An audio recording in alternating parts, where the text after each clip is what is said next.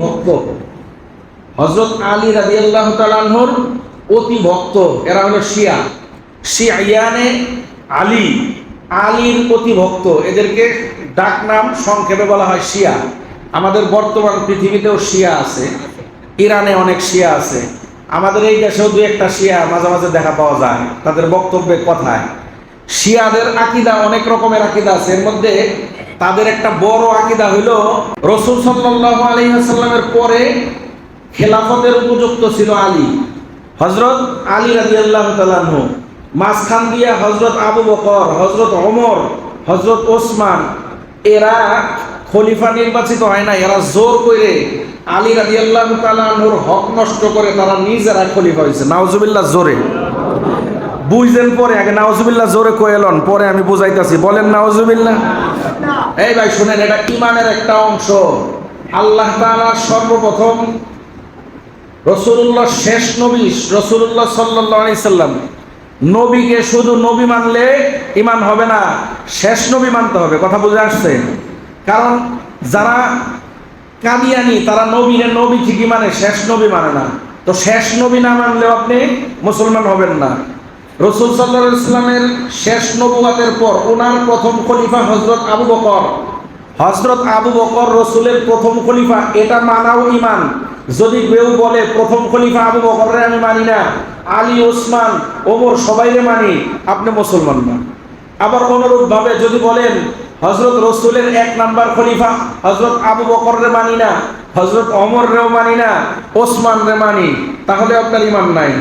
আবার যদি বলেন ওমরকেও মানি না, ওসমানকেও মানি না, হযরত আবু বকরকেও মানি না, আলীকে মানি, আপনি আলী রাদিয়াল্লাহু তাআলা আনহু রাসূলের খলিফা, কোনো সন্দেহ নাই, আল্লাহ তাআলার প্রিয় বান্দা, কোনো অসুবিধা নাই।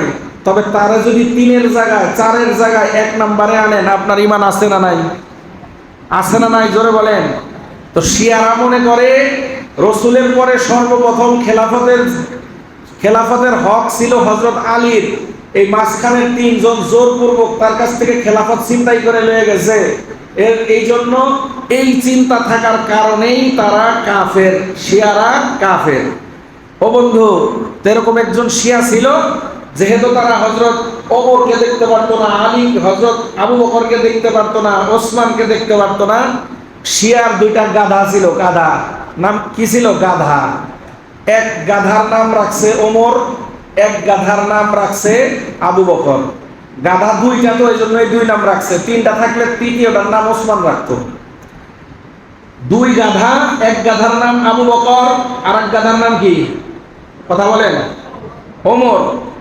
একদিন এই লোক গাধারে তো প্রতিদিন লালন পালন করে, খাবার টাবার দেয়, বান্ধে, সন্ধ্যা হলে ঘরে নিয়ে আসে, আবার সকালবেলা বের করে দেয়।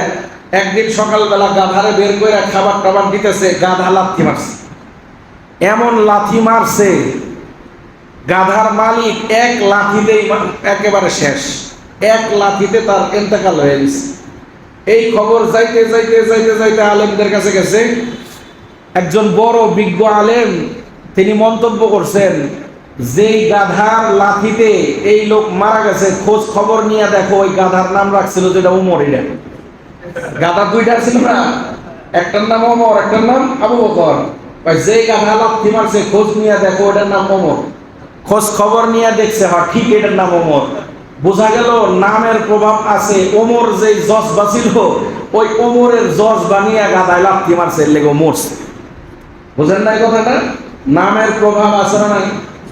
নামের প্রভাব আছে না নাই? এই জন্য নাম রাখার সময় সাবধানে নাম রাখবেন। নামের আধুনিকতা খুঁজতে খুঁজতে কি দিয়ে কি যে রাখতে আছে খবর নাই, হালুয়া বানাই ফেলাইতেছে।